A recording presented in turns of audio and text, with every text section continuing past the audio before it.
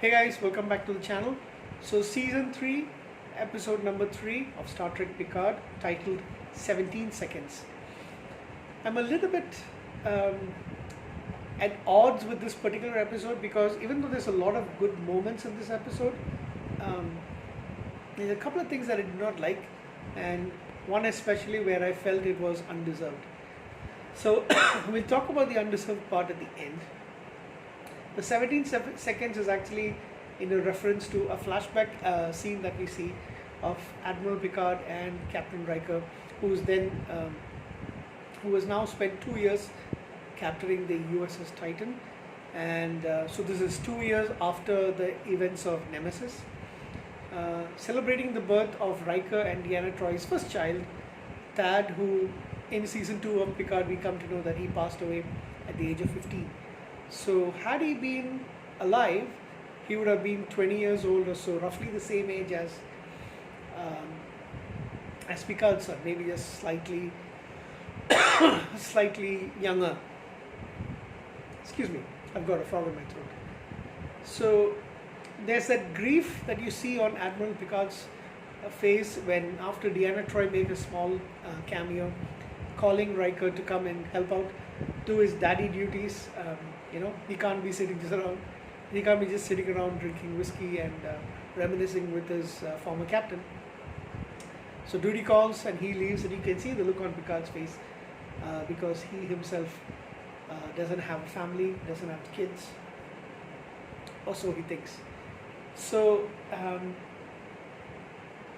the current time we actually see Titan going deeper into the nebula. There's no sensors are lost, so the Shrike is trying to bear down on them, but they both are running blind. And then there's a lot of things in this. So we finally get the scene which we're all looking forward to, which is Picard and Beverly talking about the fact that she never let Picard know that he had a son. The look of disappointment, grief, loss, that's all on his face. And he's also, I think, the look of betrayal as well, because he can't believe that Beverly never told him this. And apparently they tried to make a relationship work, but things never happened. And she tries to explain to him that, this was after the events of Nemesis. So he was born after a romantic tryst between the both of them. She decided to keep it away from him. She left and raised him mostly in London, because they do have that saying where he says that accent he has.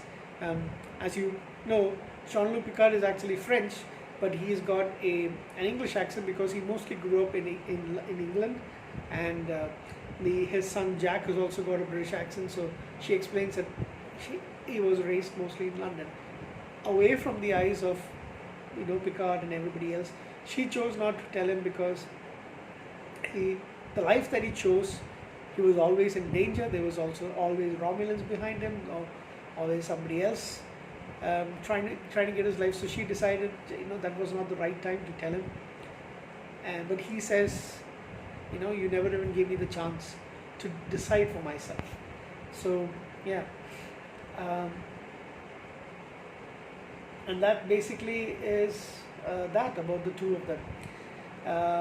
As things go along, I'm going to not go through much, but the best part of this episode was probably that, as well as now you know that the relationship between Worf and Raffi wakens up on the ship and sees Worf doing calisthenics, or some kind of Klingon calisthenics, and then he offers her tea. She doesn't know who he is initially, and then she's surprised. Worf is a legend, so she is surprised that it's actually him. And they are trying to find out who's behind the destruction of the recruitment center. They find out that, well, surprisingly, and the actor's name is Thomas Dekker. He looked kind of familiar to me, and I was actually not surprised to find out that it is an actor who I've actually seen before in Star Trek. Thomas Dekker was also John Connor in the Terminator, the Sarah Connor Chronicles. Sorry, and he was also on. He played Picard's son in Generations, where he is in the Nexus. So he's not real. It's basically an emotion that has actually been creating images in Picard's mind. And but yeah, he does make a small appearance in that movie as Picard's son. And he was also on 2 episodes of Star Trek Voyager. I'm trying to find out which episodes they were. Star Trek Voyager.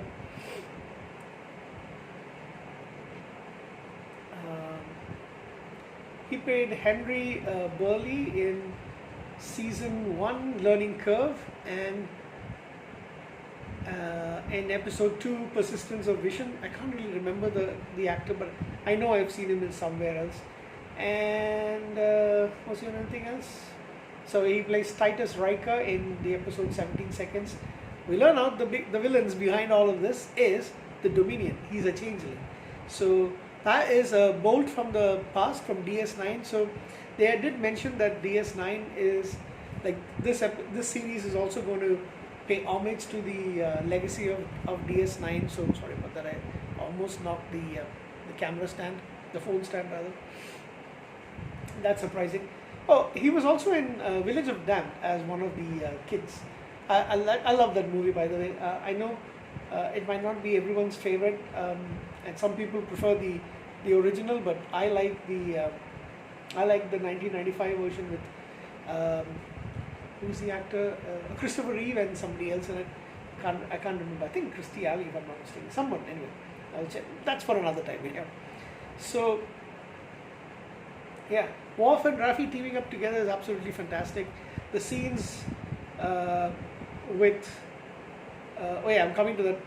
Sorry, there's a third scene that I absolutely love. In a show of their strength and their technological advances, the Shriek does a tractor beam on the Helios and swings it, and it's as if like you're doing this, whatever you call that, and hurls it at the Titan. That is an amazing scene. I mean, it's absolutely brilliant. Anyway, so in one of the attacks, the captain, what is it? Captain Shaw is actually injured, so he decides to relinquish his role, his command to Captain Riker, and says, "You've got to get us out of here." So he's taken to the sick bay, where when he talks with Jack apologizes he says, "I never meant for you guys to get into trouble." And when they both are talking, they notice that something is wrong, and they come to the realization that there is someone on the ship, on the Titan, who is giving away the coordinates, the location of the ship to them. And we find out that there's another changeling on board. The shifty guy who we see in episode 1, he is one of the people who is he is basically an infiltrator. He is a changeling, and he is the one who is giving information about the Titan to back to the Shriek. And this episode, Amanda Plummer as Baddock is much more serious. She's more cold-hearted, I would say, whereas the previous one she was like this comic book villain almost, but of course a really fantastic and enjoyable comic book villain. And finally they're really stuck to get out of the weapons ranges of the Shriek, but and they decide, Riker says, okay, Riker knows that as the captain of the ship now in charge, his main priority is the safety of the crew. But he decides to have Picard give his method a try, and they try to fire these torpedoes at the Shriek, but they use their weapon, which is basically the portal weapon, the torpedoes go through it, and then it is launched back at the Titan, and Titan is struck really badly. They're in sinking sinking through the nebula. There's only so much they can actually do, and they can't get out of it right now. And Riker says this line this is the part that I did not like, to Picard, "You've killed us all," and he asked him to leave the bridge. That felt not at all like Riker and Picard's relationship. That's actually a little odd for me. I just found it to be a little unbelievable at this particular point. So that's the only thing I didn't like about the episode. Well, yeah, that is the only thing actually I did not like about this episode. This episode is actually pretty good. I will give it an 8 out of 10, knocking off half point because of that last scene. But yeah, it's also, to be honest, I really want them to get out of this particular thing. It's that focusing 2 episodes while they're in the nebula. That's, again, I want things to move along a little bit more faster. Hopefully next episode sees Deanna Troi and LaForge. I don't know how they're going to bring them. Perhaps she's going to be on the ship that LaForge comes. LaForge is a Commodore right now. Perhaps comes and helps them out or something like that. I hope so. And then of course we will see later on Raffi and Worf joining Picard and the rest of the team. So that's it for episode 3, which is called 17 Seconds. Thank you, and I shall see you in the next video coming up soon.